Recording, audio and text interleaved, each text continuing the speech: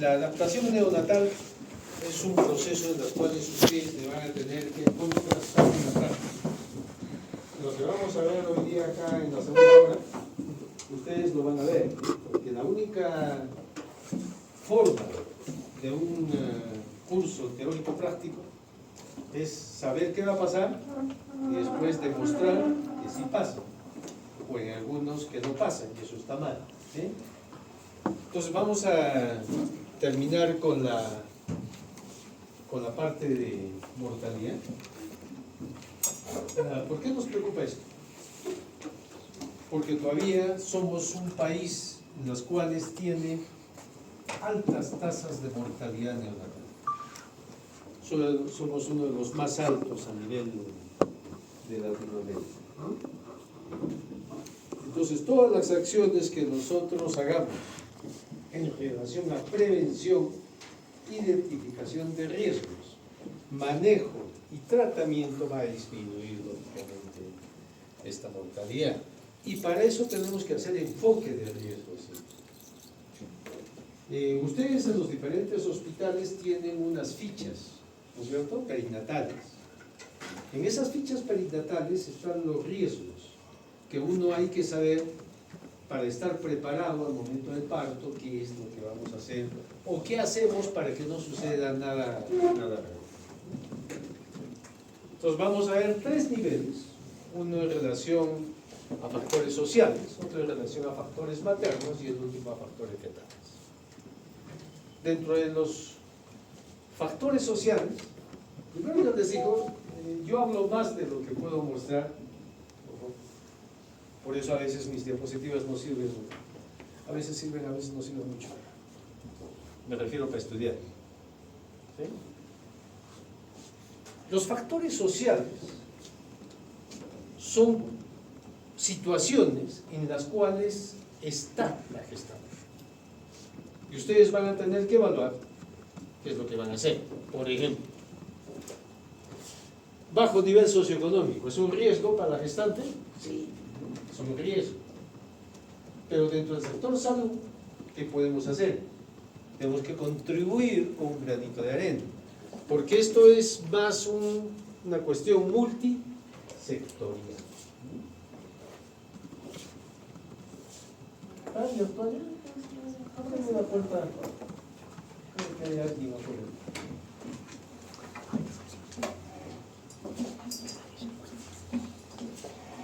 Entonces, el bajo nivel socioeconómico depende de muchos factores, sobre todo a nivel rural. Interviene el sector agricultura, porque si hay buenos productos, si tiene buena producción, probablemente la gente del campo va a tener mayores recursos y va a aumentar su nivel. Intervendrá educación, el nivel educativo de los padres, de la mamá, del papá, sí, porque va a tener adecuada percepción de los peligros que puede tener su hijo, de la importancia de hacer un control prenatal, de la importancia de que se completen las vacunas, que tiene un nivel educativo adecuado, que tenga conciencia de este tipo de cosas. Por ejemplo, a nivel transporte, a ver si le hacen buena accesibilidad, ya no va a haber esos intermediarios que le van a pagar 3, 4 soles por la roba de papa, y ese podrá sacar y de repente sacar 10 soles, 8 soles por la roba de papa, ¿no? Entonces va a aumentar. Y así, el sector salud también interviene. Nosotros tenemos que estar presentes en cada pueblo, en cada comunidad. Cuando ustedes vayan mucho, todos ustedes van a ir a hacer un rural primero y después un salud, ¿cierto? Y también muchos de ustedes van a empezar a trabajar en un centro de salud, en la costa de esto. Entonces, nuestro papel acá es capacitar. Todos los médicos salimos docentes, salimos educadores, porque aparte de prevenir la salud, tengo que promocionar la salud, tengo que educar a la población, elevando su nivel de conocimiento sobre la salud. Si se han dado cuenta, en la pandemia, ¿qué es lo que más ha mejorado en la población en general? Lavado de manos, ¿no? O sea, la gente ha comprendido y ahora todo es, se lava la mano, se pone su alcohol, ¿no? Eso es algo positivo que ha dejado, ¿no? O sea, ha elevado el nivel de conocimiento de la población, que la mano es un vehículo transmisor de infección, ¿no? El trabajo inadecuado, digo en siempre, que trabaja. El problema está en los que son de procedencia rural, que el trabajo es duro, es fuerte, es de campo, y eso a veces puede inducir a partos prematuros antes del tiempo, con los consiguientes riesgos, ¿no? El hacinamiento, saneamiento. En la historia, a ustedes les han enseñado que en la parte de antecedentes socioeconómicos, ¿no? Ahí ustedes ponen, pues, qué nivel tiene, qué nivel de ingreso, ¿no? Y la gente muchas veces no da su nivel de ingreso, porque cree que de acuerdo a eso de ustedes le van a cobrar. Pero se averigua el nivel de ingreso para ver ese niño, qué posibilidades tiene de tener, ¿qué cosa? Educación, salud, vestido, e incluso distracciones, ¿no? O diversión. Es un manejo integral que debe tener. El hacinamiento va en base. ¿Cuántas personas viven en cuántas habitaciones? Porque mientras más personas haya, la probabilidad de que haya infecciones es mayor.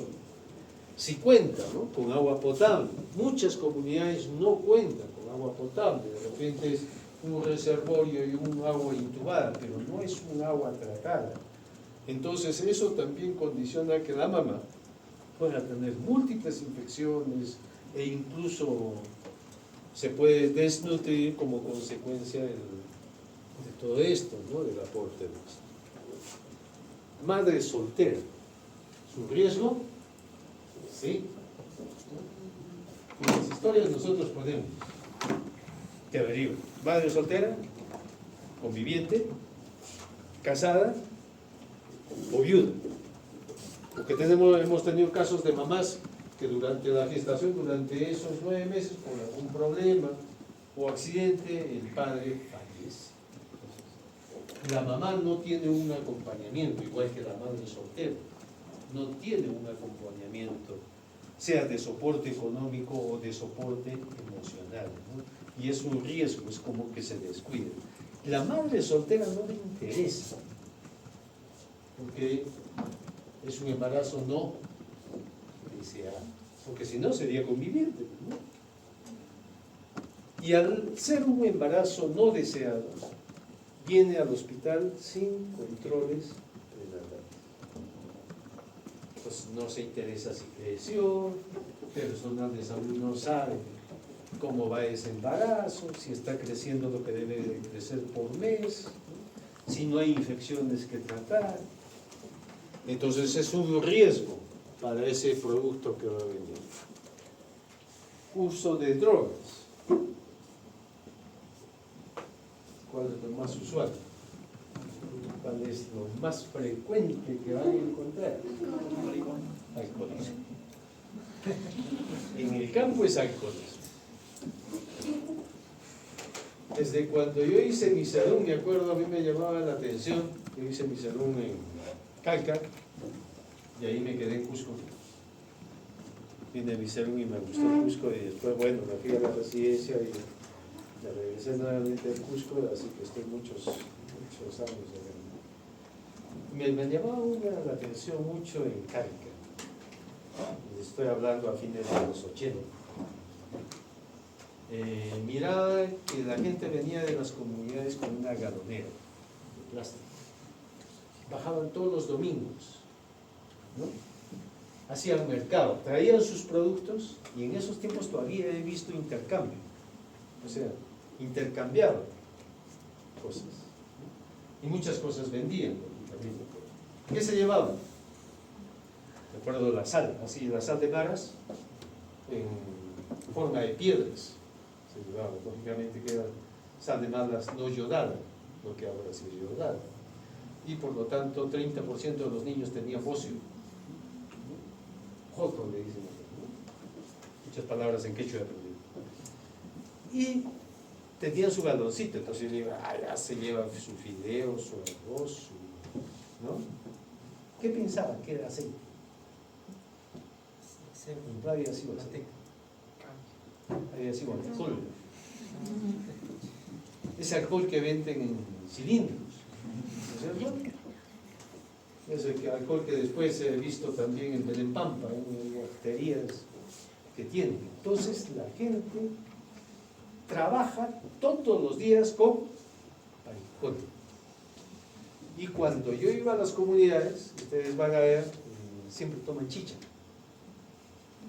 A la chicha no la consideran una bebida alcohólica, la consideran que es parte de hidratarse, de tomar una chicha, no relacionan chicha alcohol, pero la chicha es alcohol.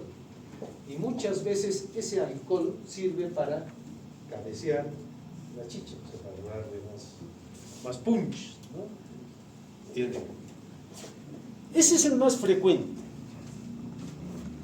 Bueno, yo en todos los años he visto acá en Cusco un montón de síndrome alcohólico fetal, que son niños con RCU. Entonces necesito ese antecedente, porque son niños que vienen con retardo de crecimiento intrauterino, microcefalia, hacen trastornos metabólicos, hacen incluso síndrome de abstinencia al nacer con hipoglicemias, con baja de glucosa y con daño cerebral como secuela, ¿no? Alteración de desarrollo. Dentro de los factores obstétricos, empecemos por donde sea. Acá, vas a dar la vuelta así. Adolescente. Entonces, los extremos de la vida es un factor de riesgo para los niños. Sea una madre adolescente o sea una madre añosa, ¿no? Mayor de 35 años. Ahora por ahí hay una definición que ha suavizado la cosa. De madre añosa. Dice, mayor de 35 si es primigesta y mayor de 40 si es multigesta. Entonces, los riesgos no son iguales para una primípara y para una multípara. Ahora es usual, ¿no?, tener mamás mayor de 35. Por lo tanto, tenemos más riesgo. ¿Qué hacen ahora las mujeres? Primero, ¿qué prioridades? Primero estudio, ¿cierto? ¿Qué especialidad quieres hacer?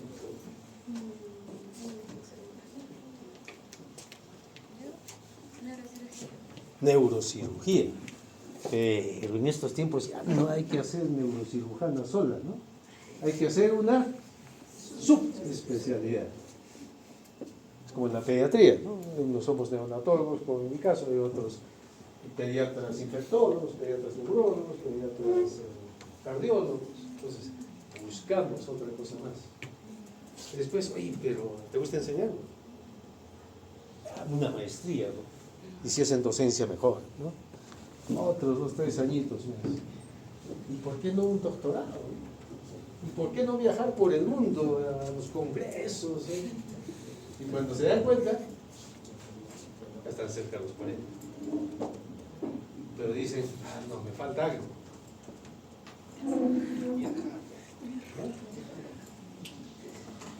Un FIP, ¿saben lo que es FIP? No lo soportas, ¿no? Yo no necesito un varón a mi lado, solito soy. Así que voy a hacer un FIV. FIV, F-I-V, es fertilización in vitro. Y lo que estoy viendo con la cantidad de FIV que hay aquí en Cusco, siempre tienen algún problema. ¿Sí? No es como una fecundación normal. Algunos tienen problemas. Porque para hacer un FIP, o el óvulo es donado, o si es un bióvalo, o es donado un estado de expresión. Buscan todo eso. ¿Por qué? Por la edad. Y eso aumenta. La edad para adelante les va a aumentar el riesgo de esos niños. Muchos salen con trastornos neurológicos e incluso síndromes hipotónicos del lactante, complicaciones. Pero yo no estoy en contra de eso, tampoco a favor. La decisión es de cada persona, pero para nosotros como personal de salud sí tenemos mayores complicaciones ahora que antes del tiempo. Pero intergenésico son cuando se embarazan antes de que el organismo recupere todo su potencial para volver a gestar. Entonces el riesgo es mayor para el bebé, porque puede ser parto prematuro, puede ser inminencia de ruptura uterina, ¿no? Cuando es un intergenésico menor a 2 años. Antecedente de mortalidad perinatal. Para eso es la historia obstétrica, ¿no es cierto? La fórmula obstétrica. ¿Cuántas gestaciones? De esas gestaciones, ¿cuántos abortos? ¿Cuántos partos? ¿Cómo nacieron esos? ¿Por cesárea o por vía vaginal?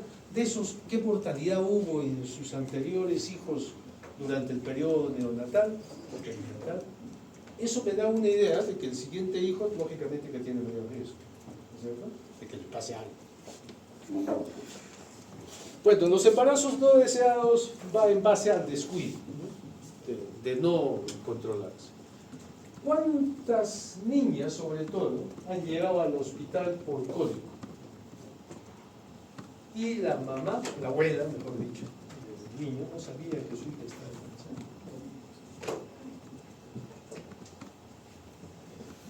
La falta de controles prenatales, la presencia de hemorragias, sobre todo esas hemorragias del tercer trimestre, porque eso condiciona a que haya sufrimiento fetal y asfixia.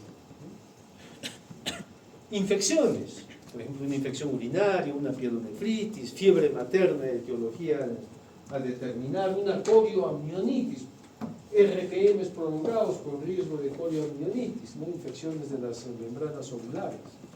Va a condicionar también patología materna, va a hacer que el niño ya nazca desde las primeras horas con una infección que va a incubar y va a ser una sepsis neonatal con riesgo de muerte. La toxemia del embarazo, ¿me entienden toxemia?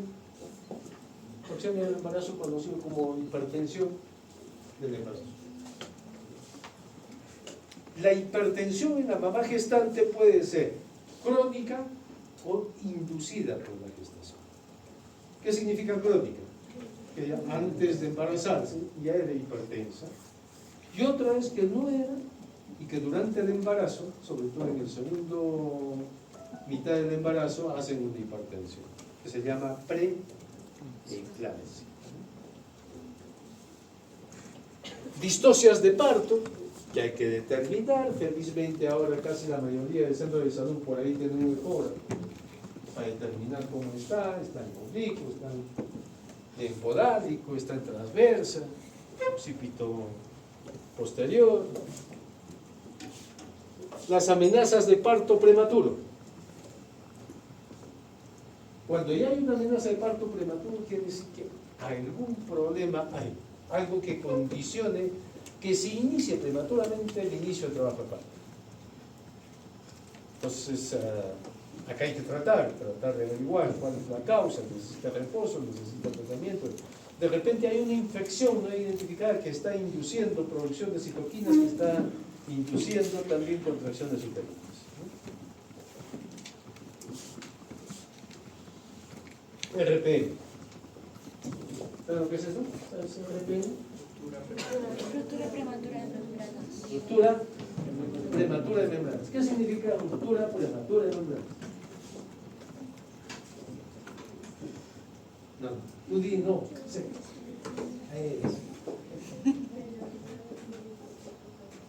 antes. Exacto. Que se rompan las membranas antes del inicio del trabajo de parto. Normalmente las membranas se pueden romper durante el trabajo de parto por las contracciones, ¿cierto? Eso se llama ruptura espontánea de membranas. Hay quienes, si es en las primeras horas, le llaman ruptura precoz de membranas. Pero la ruptura prematura es antes del inicio del trabajo de parto. Y hay un número de horas que hay que contar para que sea riesgo de infección para el niño. 18 horas. Es el número mágico para nosotros. Si tienen más de 18 horas de ruptura prematura de membrana, decimos, este tiene riesgo de infección. También puedo hacerle, ¿qué tal si sumo dos riesgos? Y les digo, fíjense, escuchen. Ruptura prematura pretérmino de membranas. ¿Qué lo están entendiendo? Antes de las 37 semanas. Una ruptura antes del inicio del parto en una gestación antes de 37 semanas. ¿Tiene más riesgo? Sí. Porque le estoy metiendo otro factor ahí que es la prematuridad. Y la prematuridad es riesgo porque mientras más prematuro, su sistema inmunológico es más inmaduro. Por lo tanto, el riesgo de infección va a aumentar más. Y por último, sufrimiento fetal. Entonces siempre hay que estar controlando los latidos cardiofetales.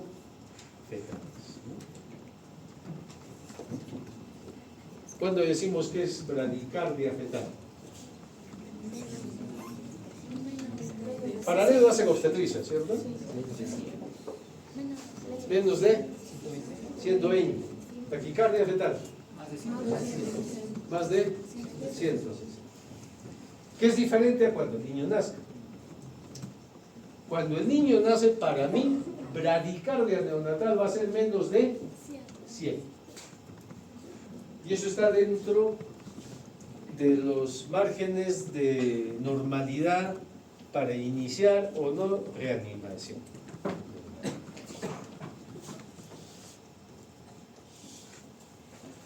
Dentro de los factores fetales propios ya del feto, nace el niño prematuro, ya pues estoy con riesgo arriba. Ese riesgo de la prematuridad, todos los niños menores de 37 semanas, va a depender del grado de prematuridad tenga. Mientras más prematuro, el riesgo es mayor. Para nosotros todavía sigue siendo la prematuridad una de las primeras causas de mortalidad neonatal en el Perú. La segunda son infecciones. La tercera es distrés respiratorio o malformaciones en algunos trabajos de investigación. Y el cuarto, distrés respiratorio, dificultad respiratoria. Otro riesgo propio del niño, que sea de bajo peso. Ya les he dicho bajo peso, les vamos a llamar a todos los niños menor de 2,500. Muy bajo peso, menor. Extremadamente bajo peso, menor de 2. Y todos los niños que nazcan con malformaciones congénitas. Y acá hay que discriminar, porque yo puedo tener un niño con labio leporino y puedo tener un niño con malformación anorectal. ¿Cuál tiene más riesgo? Malformación anorectal. Porque el labio leporino no se va a morir. A los dos ustedes me lo van a referir, pero uno tiene más riesgo que otro. No es lo mismo un niño que tiene un mielomeningocele, formación quística acá por espina bífida, a que tenga pues una polidactilia, que tenga varios dedos, no se va a morir de eso. Entonces, sobre todo, las malformaciones mayores que son incompatibles con la vida. ¿sí? Cardiopatías congénitas complejas, encefaloceles, meningoceles, atresias esofágicas, atresias intestinales, incorporación anal, que tenga genesia renal, tantas cosas que puede hacer. Entonces, estos factores es lo que nosotros vamos a hacer el enfoque de riesgo siempre en las historias. Y esto lo vamos a volver a repetir cuando hagamos la anamnesis perinatal, o sea, el inicio de la historia de la paciente. Y estos son los que nos aumentan a nosotros las tasas de mortalidad. Muy bien. Ahora, nace el niño. Este niño tiene una vida intrauterina, pero tiene que poner en marcha una serie de mecanismos en los diferentes órganos y sistemas para poder sobrevivir en el ambiente extrauterino. ¿Sí? Y eso es lo que quiero que me observen, lo que me van a observar en la práctica. ¿Qué está pasando? ¿Quiénes no se adaptan? La función de ustedes es facilitar que esta adaptación se haga con éxito. Y me puedan reconocer los factores que pueden afectar esta adaptación. Conocer todos estos cambios fisiológicos que ocurren e intervenir cuando estos cambios no se den.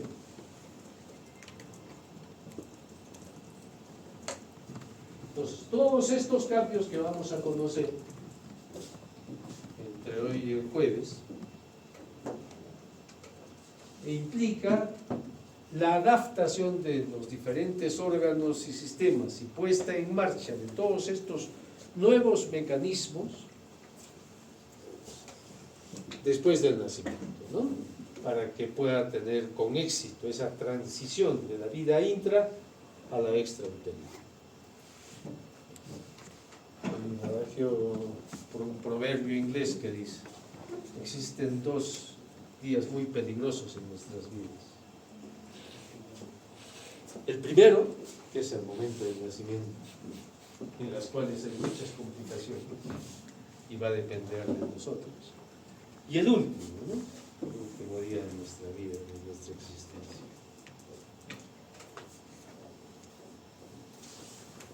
Entonces, este es un periodo de estabilización que sucede generalmente. Hay algunos que lo ponen como 6 horas, hay otros como 8 horas, o hasta las 12 horas.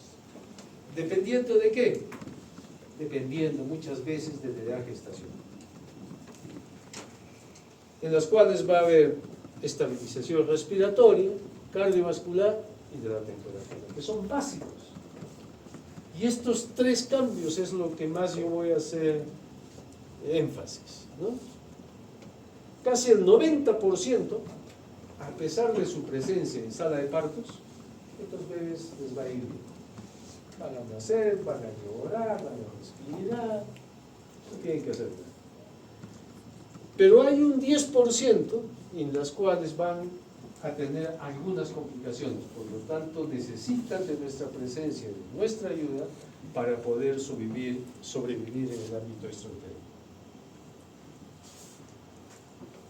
Entonces vamos a conocer todos estos cambios fisiológicos o metabólicos, dependiendo de las condiciones que pueda tener al momento del parto. Puede ocurrir en el momento del parto o después del parto, porque es un proceso dinámico en el tiempo, ¿no? Todos los recién nacidos ustedes pues los deben vigilar, ¿no? Cambio del proceso de oxigenación. ¿Cómo se oxigenaba un feto? Ustedes han hecho embriología, así que esto me lo saben. ¿Cómo se oxigena un feto?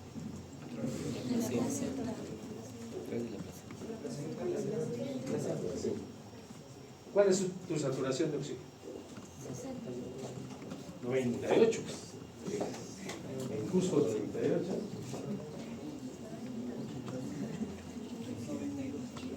92, 93, no, 95 pueden saturar en Cusco. 98 pueden saturar 99. Costa. ¿No? Muy bien. Si la mamá tiene, pongámosles, 95% de saturación, oxímetro 95%. ¿Cuánto de sangre creen que está pasando a través del cordón umbilical? O sea, a través de la vena umbilical. Ustedes saben que la vena umbilical es la que le lleva sangre oxigenada a la paciente así, siendo una vena, ¿no es cierto? Es la que lleva. Y al revés, las arterias umbilicales sacan la sangre desoxigenada hacia la placenta. ¿Sí? ¿Qué saturación tendrá la sangre a nivel de la vena umbilical? En las cuales el niño recibe. ¿Será los 95 de la mamá? ¿90? ¿80? ¿70? ¿60?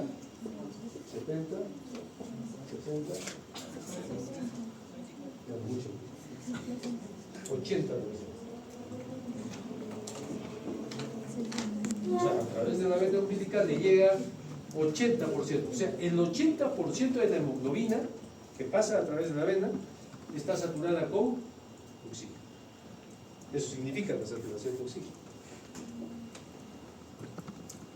Pero esa sangre que se mete por acá, por el ombliguito, se va a la vena cava inferior, pero se mezcla con todo lo que viene de los miembros inferiores. Entonces, acá arribita ya no va a haber 80%, va a bajar. Pero cuando llega la aurícula, pero va a venir de la vena cava superior, desoxigenada, y se va a mezclar más todavía. Entonces, acá ya no va a llegar ni el 70% siquiera. Y va a salir por la aorta, y la aorta irriga a todo organismo fetal. ¿Cierto? Así les han enseñado en embriología. Y el feto vive con 60% de oxígeno. O sea, el feto está en un estado hipóxico, de hipoxemia.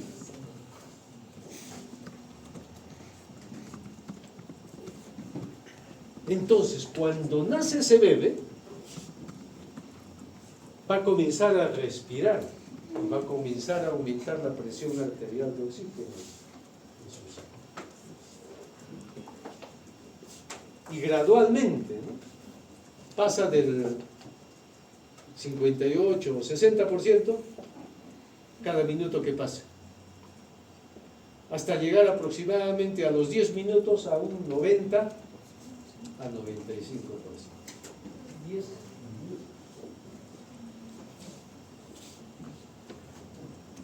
Y dirán, ¿y por qué no se muere el feto con tan poco oxígeno? Por la persistencia de productos arteriosos. No, pero al final igual tiene poco oxígeno. Por el gasto metabólico. ¿Qué gasto metabólico? El feto es un ocioso, no hace nada. Pero sale, nace, tiene que respirar, tiene que mover, comienza con pérdidas insensibles por transpiración y por respiración, y su masa metabólica aumenta. Entonces eso es lo que va a pasar. Hay un cese de la función placentaria, ¿sí?, al momento en que ustedes van a pinzar el cordón, están atendiendo su parto ahí en su centro, donde están allá en Pilpinto, con Chimuricas, Tlampa. Entonces ese feto ya no recibe nutrientes ni oxígeno. Por lo tanto, el bebé nace, ¿y ustedes qué van a hacer? Inmediatamente. Estamos hablando del 90% de los niños, ¿no? Esos niños que están inmediatamente a la mamá. ¿Sí? ¿Lo secan? Sí.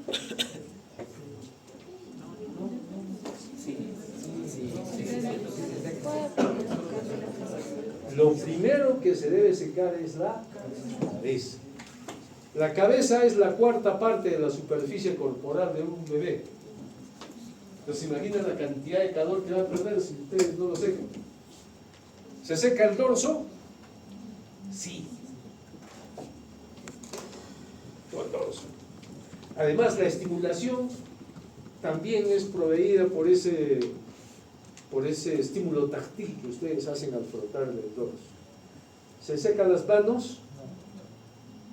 No. ¿Por qué? Porque ustedes lo van a poner. ¿Se seca la barriguita?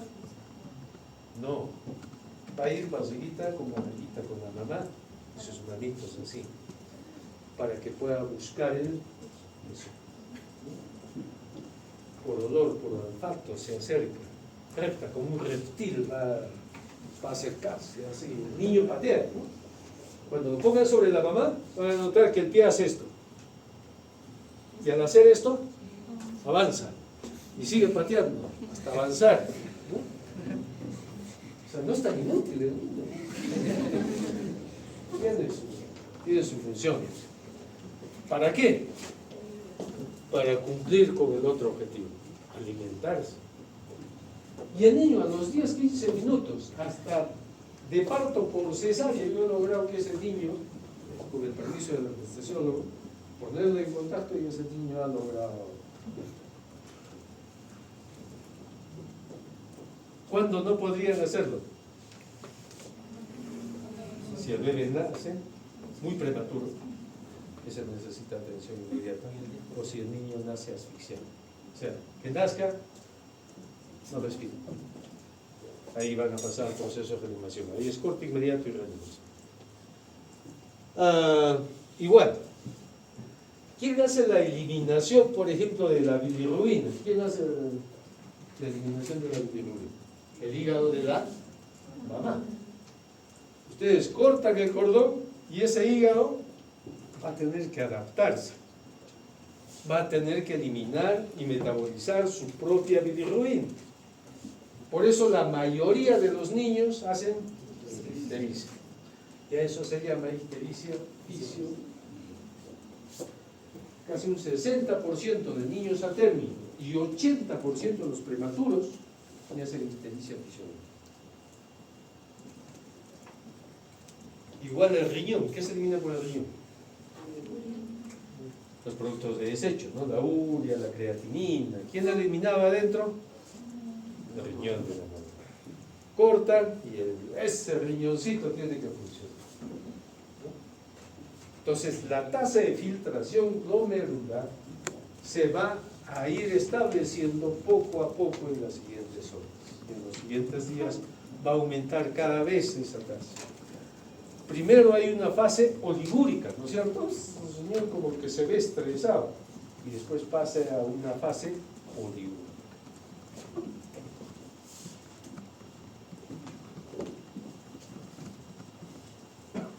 Entonces, ustedes pueden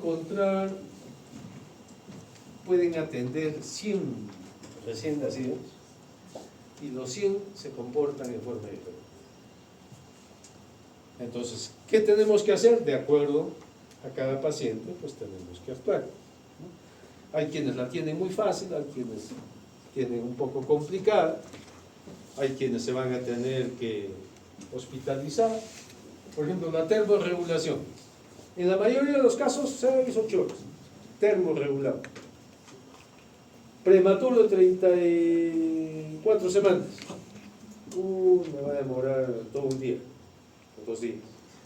Prematuro 32 semanas, una semana y no regula la temperatura. Prematuro de 28 semanas, 1000 gramos, un mes y no regula la temperatura. Entonces, ¿qué tenemos que hacer? Aportarle calor adicional. Puede ser en forma externa, puede ser con campitos, si tienen una estufa. Si tienen un incubador de transporte en el centro de salud, un incubador de transporte. nosotros tenemos a veces más de un mes en una incubadora y ese niño no lo sacamos. ¿Por qué? Porque no regula temperatura. Entonces la adaptación va a depender de cada niño, ¿no? Y la idea es reconocer qué es lo que necesita para que ustedes le puedan. Yo les voy a presentar acá 3 etapas. ¿Sí? Y esto es lo que quiero que me observen en la práctica. Estas 3 cositas. 3 etapas ahí. Nace el bebé. Primeros 15 a 30 minutos.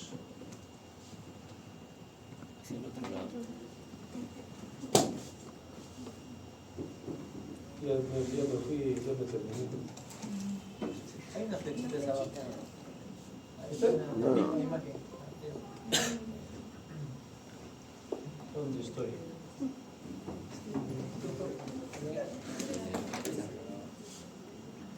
La parte Es que este pizarro sí no la conozco.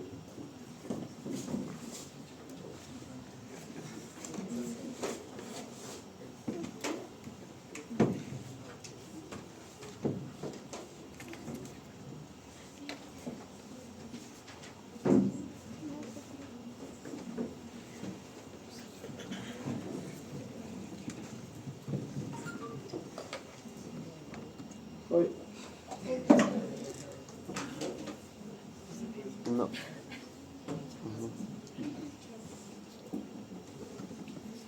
Ya, primer periodo de reactividad. Enfoquémonos en los primeros 15 a 30 minutos de vida del recién nacido. ¿Cómo lo van a encontrar? ¿Es el primero o el tercero? Este. Primeros 15 a 30 minutos. ¿Cómo está ese niño? Nace, llora, activo. Es un niño que está alerta, activo, taquicárdico, polifneico. Baja su temperatura corporal. ¿Por qué baja su temperatura corporal? Por el cambio. Fíjense, ¿cuál es la temperatura ambiental en la cual está el feto? La temperatura materna es su temperatura ambiental. Ahora, el bebé está siempre medio grado más que la temperatura materna. Póngase que por X motivo la mamá tenga 37,5. Siempre medio grado más que la temperatura ambiental. En el mejor de los casos, ¿cuál es la temperatura ambiental? 36,5, ¿no es cierto? Muy bien. De 36,5 y todos los meses ha estado en un ambiente de 36,5, ¿cuál es lo ideal que esté de temperatura esa de parto? 26. ¿Sí? Y a la gente no le gusta.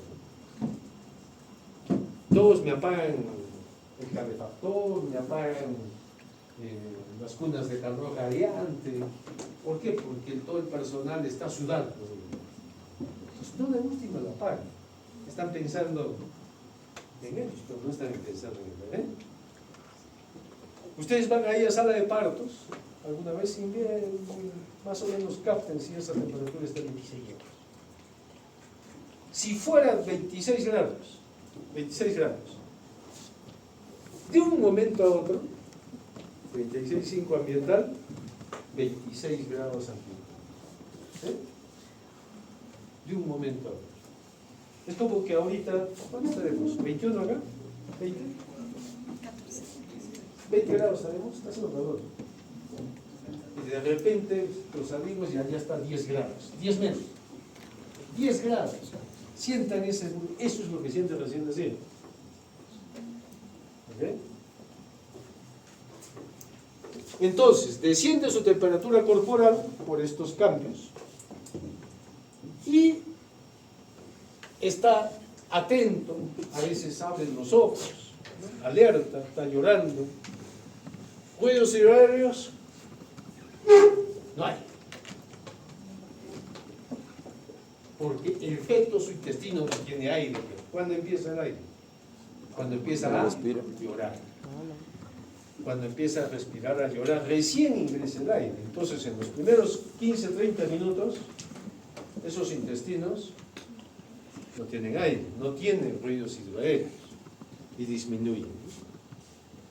La frecuencia respiratoria puede estar de 60 a 80 por minuto.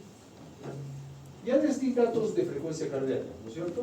Normal en recién nacido, 100 a 160. Menor bradicardia, mayor taquicardia. ¿Cuál es la frecuencia respiratoria normal del recién nacido? 40 a 60 por minuto. Por debajo de 40, braquipnia. Por encima de 60, taquipnia o cualquier. Entonces, ¿pero por qué en los primeros momentos estamos así? Por la adaptación. Porque el niño, el pulmón del feto, ¿qué tiene? Líquido. ¿Líquido amniótico?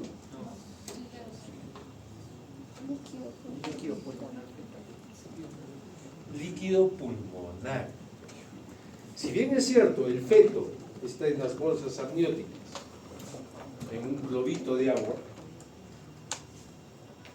la presión que hay acá no es mayor que la presión que hay intrapulmonar. No sé si me dejo entender. Si acá habría mayor presión, ¿qué habría? El líquido amniótico centro dentro del pulmón. Pero no es así. Dentro del pulmón hay mayor presión que en el líquido amniótico. Y dentro del pulmón se produce líquido pulmonar, es un líquido especial. Entonces el líquido pulmonar más bien sale, porque hay mayor presión dentro de los pulmones. Entonces todos los alveoles están llenos de un líquido que se denomina líquido pulmonar. Y eso contribuye también al volumen del líquido amniótico, ¿no? La orina, el niño, el feto orina, ¿no? Sí, la orina también aumenta el líquido amniótico. Pero al comienzo, en esta primera etapa, siempre el niño está por ahí. Entonces puedo encontrar frecuencias respiratorias que no son normales entre 60 a 80 por minuto y después se va a normalizar. ¿Sí? También la frecuencia cardíaca puede aumentar entre 160 a 180. También es un proceso de ¿aumenta más de lo normal? Sí, proceso. Y después, gradualmente, desciende, ¿no? Después de los 30 minutos, a su basal. En esta primera etapa de reactividad, que se le llama reactividad porque el niño nace y está muy reactivo, con mucho tono, con llanto, enérgico, secreciones. Hay dos cambios. Se supone que si yo hablo de cambios simpáticos o parasimpáticos, ustedes ya me entienden, dependiendo del sistema nervioso autónomo, ¿no es cierto? ¿Sí? ¿Qué cambios simpáticos del sistema nervioso simpático? Taquicardia, eso corresponde al sistema nervioso simpático, que aumente la frecuencia cardíaca, que aumente la frecuencia respiratoria. Comienzan a haber crepitantes transitorios a nivel pulmonar. Ustedes escuchan y hay roncantes, estertores finos, medianos, ¿no? ¿Y por qué hay eso? Porque ha salido un poco de líquido pulmonar y ha entrado aire. Entonces está en ese proceso de intercambio de líquido por aire, ¿no? Entonces va a ver que el niño está con dificultad respiratoria, con quejidos, estertores, tirajes, que va pasando en los siguientes minutos u horas. Y disminuye la temperatura corporal, también depende de los cambios simpáticos. ¿Qué cambios parasimpáticos? Los parasimpáticos inervan el sistema digestivo, ¿no es cierto? ¿Sí? Entonces ya comienzan, eso va a depender de la presencia de ruidos hidroaéreos, que en este caso, como están los primeros minutos, todavía están ausentes, pero después ya van a comenzar a aparecer. Secreciones orales, el niño está con bastante secreción. Entonces, cuando ustedes reciban al niño, lo van a poner cabeza arriba o cabeza abajo. ¿Qué posición se llama si yo tengo la cabecita arriba así? Cuerpito así. ¿No les han enseñado la posición?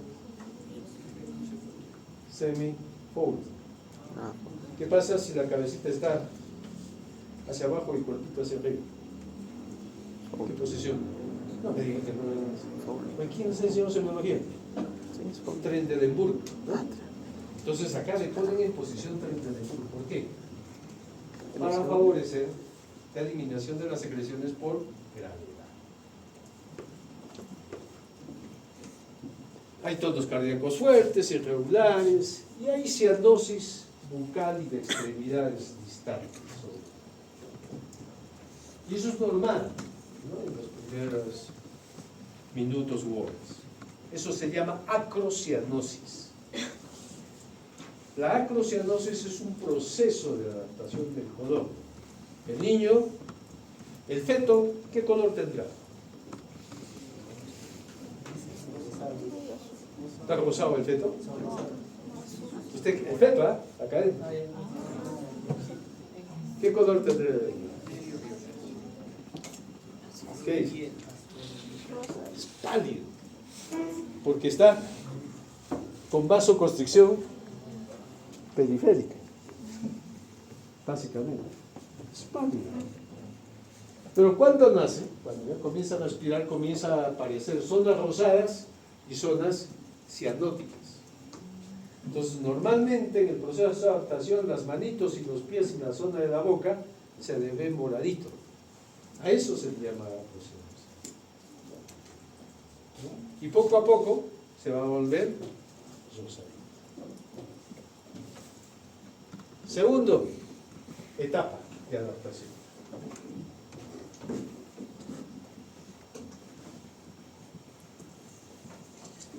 Intervalo de poca respuesta. Poca respuesta porque es fácil acordarse, porque en los primeros 30 minutos está activo, llorando, y después como que se tranquiliza, ¿no? Un poco. La actividad que estaba aumentada declina, el niño se puede quedar dormido, ¿no? Con somnolencia, la respuesta a estímulos, el tono, los reflejos también puede disminuir. Y por eso hay que aprovechar la primera hora para poner en contacto con la mamá, porque el niño está activo. Porque después de hasta las 2 horas se va a quedar dormidito, y después de las 2 horas otra vez se despierta, otra vez quiere despertar. La frecuencia cardíaca comienza a disminuir, lo que estaba un poco elevado. Los movimientos respiratorios también se van a situar en los valores normales de 40 a 60, y comienzan a aparecer ya algunos ruidos hidráulicos. Ese es el intervalo de poca respuesta, que es la segunda etapa del periodo de adaptación, que va entre los 30 minutos a las 2 horas de vida de recién nacido. Y después, otra vez, después de las 2 horas, encontramos otra vez a un niño activo. Por lo tanto, tenemos el segundo periodo de actividad, de reactividad. Ya va entre las 2 a las 8 horas o más.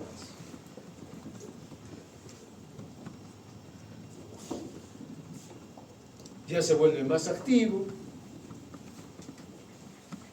con buen tono, ya quiere volver a lactar. Los tonos cardíacos y la frecuencia, que están todavía un poco irregulares, tratan de haber algunas pausas. El niño no tiene respiraciones regulares. El niño tiene respiraciones irregulares, con pausas. Esas pausas por ahí pueden ser de unos 5, 7, 8 segundos. O sea, hace esto. Se van a dar cuenta porque las mamás les van a traer a sus bebés, porque tienen un patrón respiratorio particular. El bebé hace esto.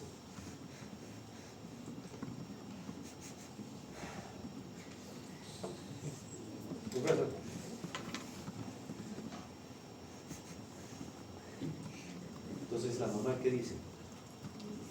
Está mal de corazón. Doctor, está suspirando. Está mal del corazón, quisiera que ya... No, y son pausas respiratorias de 5 a 10 segundos que puede haber. ¿Sí? No tiene relación con algún problema cardíaco que tiene otro tipo de síntomas. Otra cosa es que el bebé esté respirando y a veces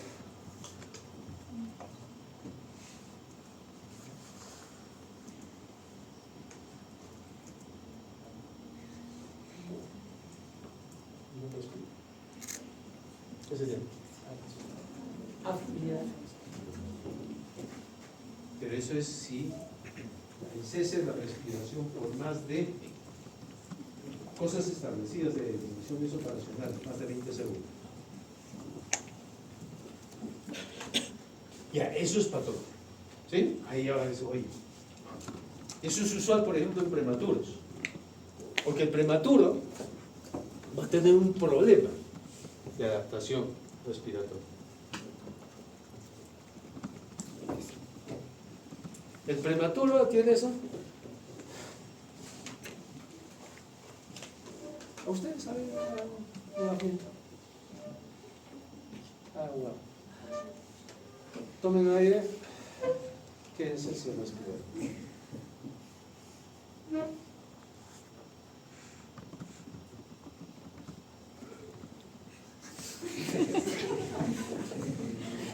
¿Qué te hizo respirar? No.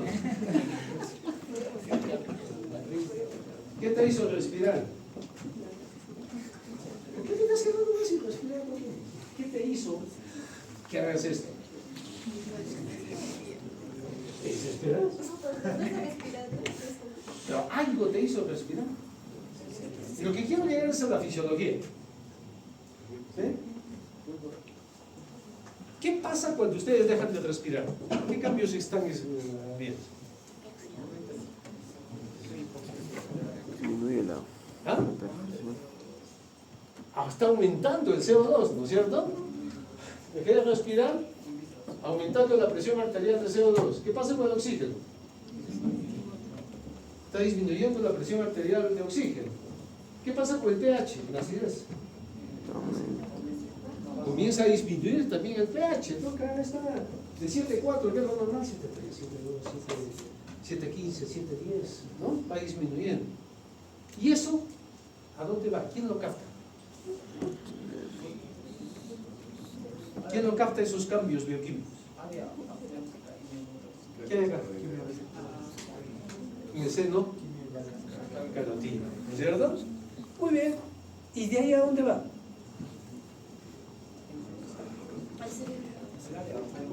Al centro. ¿Dónde queda el centro respiratorio? El bulbo, ¿cierto? Muy bien. ¿Y qué ha hecho el centro respiratorio?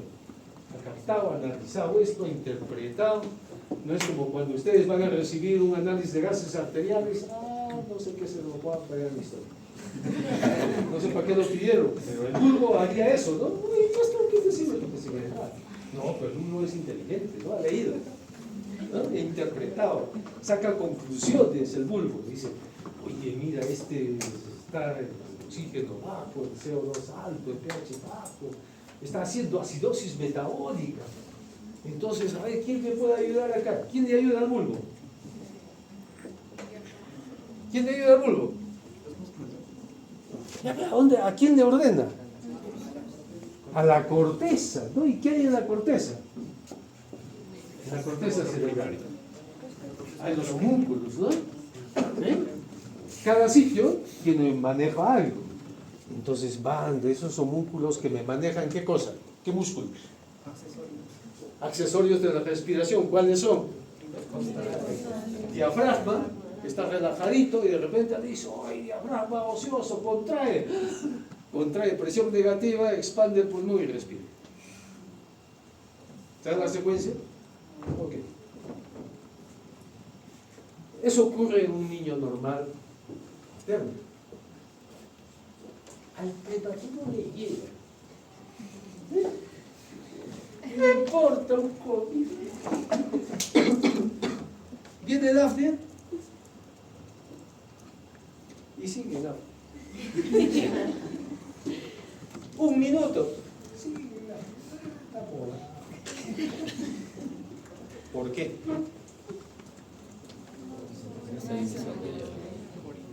Porque ese centro respiratorio a nivel vulvar es inmaduro anatómica y fisiológicamente. Ese es el ocioso. Ese bulbo todavía no sabe. No tiene conocimientos. Ese bulbo. No sabe cómo resolver el problema. Así que sigue nomás y ese prematuro no se va a adaptar. Y ese prematuro se puede morir. ¿Eh? Entonces, ¿cómo alguien que responda a ese centro respiratorio? Por estimulación. ¿No? ¿Cómo lo despierta? Antes nosotros les poníamos, hablando hace muchos años, les poníamos al piececito una gasita. Y cuando presentaba el afia, ¿qué hacía? Jalaba. Entonces debe comenzar a respirar. Ahora es más fácil porque tenemos monitores, ¿no? Le pongo un CPAP, le pongo un ventilador y el ventilador, si no respira, ¿qué hace? Le manda su respiración. El bebé comienza otra vez a respirar. Entonces los procesos de adaptación van a variar de acuerdo a la situación, ¿no? Entonces hay varias variaciones. Puede haber, por ejemplo, respiraciones irregulares o apneas. Ya saben lo que es un apnea. Presencia de secreciones orales, llanto, temperatura corporal ya en este periodo se estabiliza en casi todos los bebés, a excepción de los prematuros o los que tengan alguna patología o malformación que impida que ese cerebrito esté regulando la temperatura. Entonces, el bebé ya normalmente a partir de este tercer periodo ya está apto para estar solo con su madre. ¿Okay? Pero hay que vigilarlo, ¿no? Cualquier situación que ustedes me encuentren como riesgo va a alterar estos tres etapas de adaptación. Un hijo de madre diabética, un hijo de madre hipertensa. Generalmente, en estos dos casos, yo puedo tener una insuficiencia placentaria. La placenta en la diabetes y en la hipertensión es una placenta insuficiente, es una placenta que puede tener calcificaciones, infartos, no le pasa la debida cantidad de nutrientes, de oxígeno. Ese niño probablemente puede ser pequeño. No tengan la idea que todo hijo de madre diabética es grande. Más o menos se divide en tercio. Sí, la tercera parte son pues macrosómicos grandes. La tercera parte pueden ser normales y la tercera parte pueden ser pequeños. En hipertensión generalmente todos dejan de crecer. Un hijo de madre hipertensa. Pero también puede haber hemorragias, infecciones, drogadicción, prematuros, malformaciones, el hecho de no controles, la edad materna que hemos visto que puede influir en todo el proceso de adaptación. ¿Sí? A nivel intraparto, una cesárea no es la solución, no es la panacea. A veces cuando pregunto, hago consulta, y me dicen, nacido de parto eutóxico o distóxico, cesárea, causa de la cesárea. No, en la clínica me dijeron, porque en la clínica el 99% de partos es por cesárea. El ginecólogo no tiene la paciencia para esperar. Así que los que vayan a dar luz a una clínica, pasen por cesárea. Y tiene sus riesgos, ¿no? Para el niño y para la mamá. Presentaciones anormales, partos prematuros o prolongados o precipitados, el RPM, el líquido amniótico meconial, el hecho de que ya esté con meconio se puede aspirar, ese meconio puede que el niño se aspire y entre al pulmón, ¿no?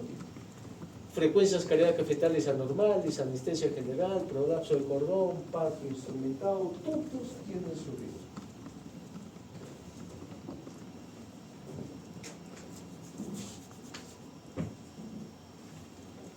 Después del parto, ¿qué puede alterar la adaptación? La temperatura, lógicamente. Por eso, donde ustedes vayan, lo primero que van a hacer, si en ese centro de salud atienden, sí, pero así atiendan 2, 3 partos al mes, ¿no? Tiene que haber condiciones para atender ese parto.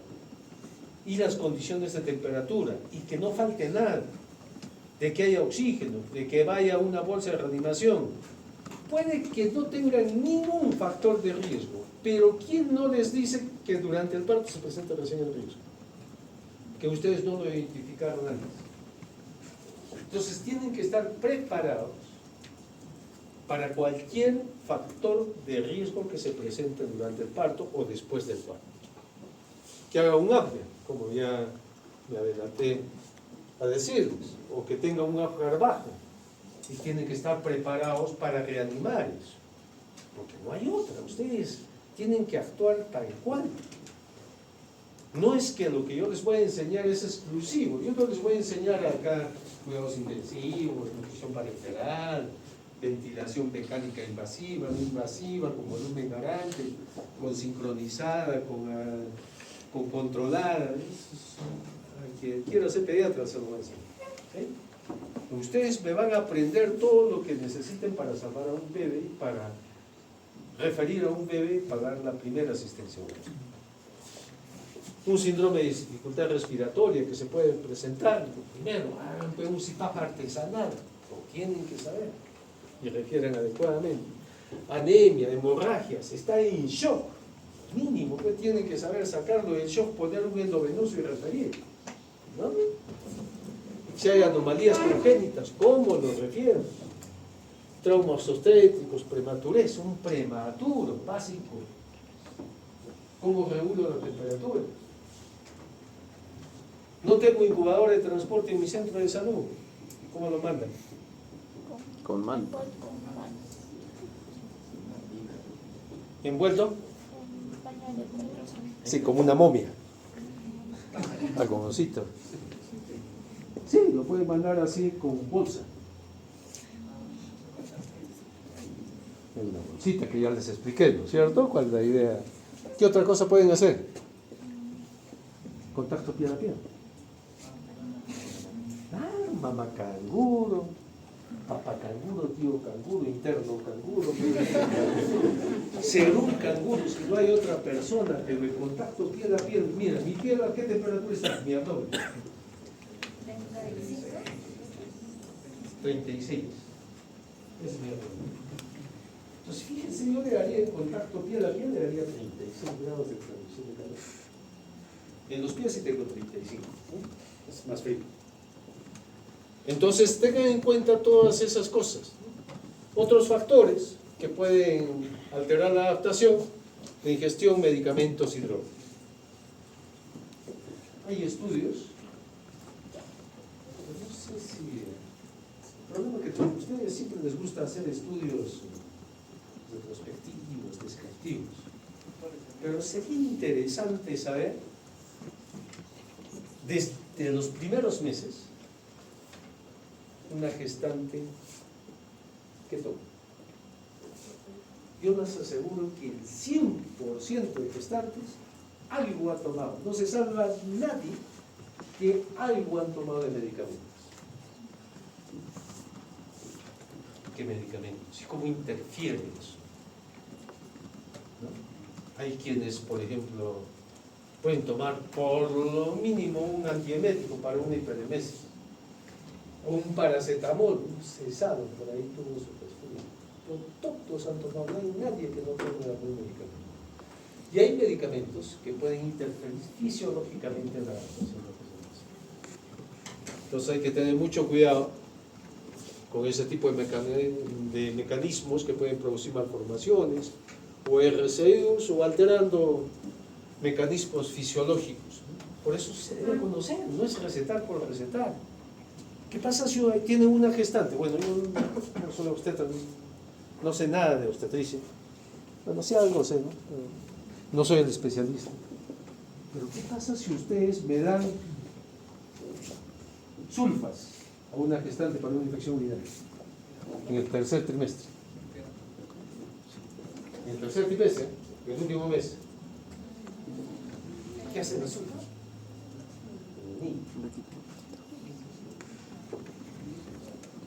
Información. ¿Qué le darías para una infección urinaria a una gestante en el noveno mes?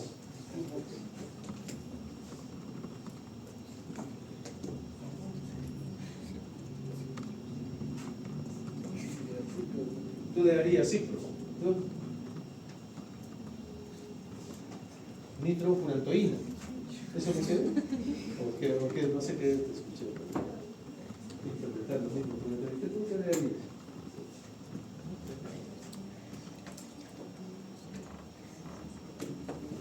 El último año están, ¿no? O sea,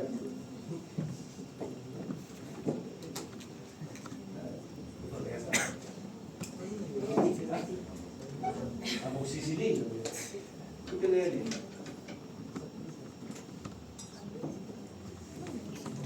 Amicacina. Se encuentra varios. Si yo le doy sulfa, la sulfa es el cotrimoxazol, el Bactrim, ¿no es cierto? Conocido. Lo venden hasta en cada esquina creo venden los medicamentos. Pero me puede interferir en la conjugación de la bilirrubina a nivel hepático y el niño va a hacer ictericia y tener más riesgo de cardíaco. Nitrofurantoína. Eso me altera los factores de coagulación y puede producir hemorragias en el recién nacido. Ciprofloxacino. Es una quinolona. Que no se ha demostrado, pero hay riesgo de que se altere el cartílago de crecimiento en niños, por lo tanto casi no se utiliza y hay que hacer costo-beneficio si es que se utiliza y no tengo otras opciones. Amoxicilina, las cefalosporinas, tipo cefalexina, o las penicilinas semisintéticas, tipo amoxicilina, son las que más se utilizan. Pero más se utilizan cefalosporinas, ¿no? Más que amoxicilina. Pero eso no le produciría. Entonces, hay que conocer qué yo le voy a dar a una mamá pensando que le puede hacer daño, ¿no? Tengo una mamá con epilepsia.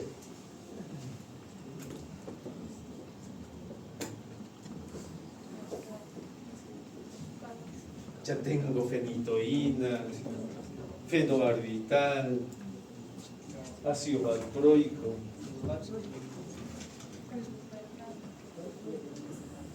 carbamazepina. La fenitoína, el fenobarbital, el ácido valproico se ha asociado a mayor incidencia de defectos del cierre del tubo neural. En realidad todos, pero dentro de todos, ¿cuál es lo que utilizan más? Carbamazepina. No es más. Les estoy dando lucecitas para que vean sus limitaciones si es que las tienen. ¿Cuál ha sido una de las mejores decisiones? El de ella.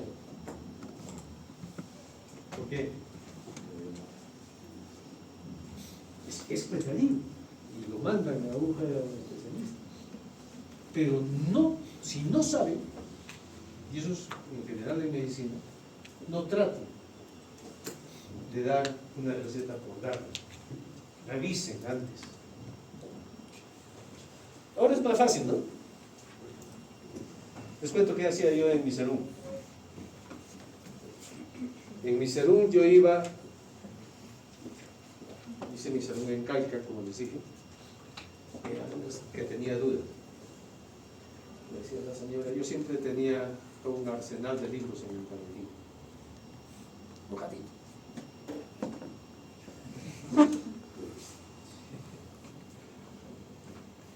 ¿Qué otra cosa podrían hacer? Entonces, ¿saben qué, señora? Mire, hágame este análisis y mañana me lo trae. ¿Qué hacía? Pues, la noche. Al día siguiente sabía qué hacer. ¿Sí? Ahora es más fácil. A mí me gustaría haber estudiado en este tiempo. Y digo, ¿cómo que hubiera devorado todas las revistas, todos los enlaces científicos que ahora hay al toque? Yo tenía que acceder a un libro 2 días porque me lo quitaron de la biblioteca. Yo estudiaba en la Universidad Nacional de San Agustín, en Arequipa. Eso no me ha quedado. Las revistas en la hemeroteca, 2 años. Tenías que esperar para tener esa revista. Yo tengo una revisión, actualmente yo tengo una revisión, lo que sale en el mes, o lo que salió la semana pasada, o la última revisión de Up to Date de Rosan sobre hipoglicemia neonatal. Y eso lo tengo ahorita y lo revisaron la semana pasada. Lo mismo que están leyendo en Estados Unidos, yo lo estoy leyendo ahorita. ¿De quién depende? De usted. ¿Sí? Pero no puede ser que me cometan errores. Revisen. Como les digo a veces, si no saben, pidan un análisis, revisan, estudien el caso. Por eso hay estudio de caso. Y todo lo que les voy a hacer aprender yo después va a ser todo estudio de caso. Y resuelvo el caso. ¿No? Muchas veces la teoría ustedes lo pueden estudiar para el examen y después del examen, o 15 días después del examen, no lo tienen nada interiorizado porque no lo comprendieron, ¿no? Entonces, todo esto puede producir daño, así que ten mucho cuidado con lo que podamos recetar. Pueden producir malformaciones, pueden producir RCUs y muchas cosas. ¿Sí? Hasta acá, ¿qué horas tengo? ¿Están cansados? Ya, yo tengo un problema. Yo programé 2 clases para un mismo día. Entonces, termorregulación, tengo pendiente, que yo iba a hacer hoy día. Les dije a Antonio que si lo hago rápido, lo hacía. Pero a veces hacerlo rápido es aburrido y no les va a quedar. Así que yo les propongo una noche nos reunimos y hacemos termorregulación. Y la clase de adaptación respiratoria y cardiovascular la hacemos presencial, como usted la dicta, y les ponemos una exposición. ¿Cuál? O sea, la clase que es adaptación respiratoria y cardiovascular, la hacemos presencial. No, esa tiene que ser presencial. Y la exposición la hacemos virtual. ¿La exposición de qué es? Adaptación, la primera es bioseguridad y neonatología. Bioseguridad, ya hacemos Esa virtual y pues la siguiente clase que es de no. Es que si se dan cuenta, les he puesto los seminarios a temas que es importante, sí, pero lo podemos comprender por una clase. Sí, ya. Para que las que usted dice sean presenciales. Ya saben. Buena idea. Entonces el jueves hacemos termorregulación, el martes hacemos adaptación cardiovascular respiratoria y búsquenme una noche en que todos puedan. A eso a las 8:30. ¿8:30 puede ser? 9. ¿Ya? 9. Que todos estén en su casita, en su carro, no se duerman, ¿no? ¿Ya? Me buscan una fecha para ese seminario. Listo.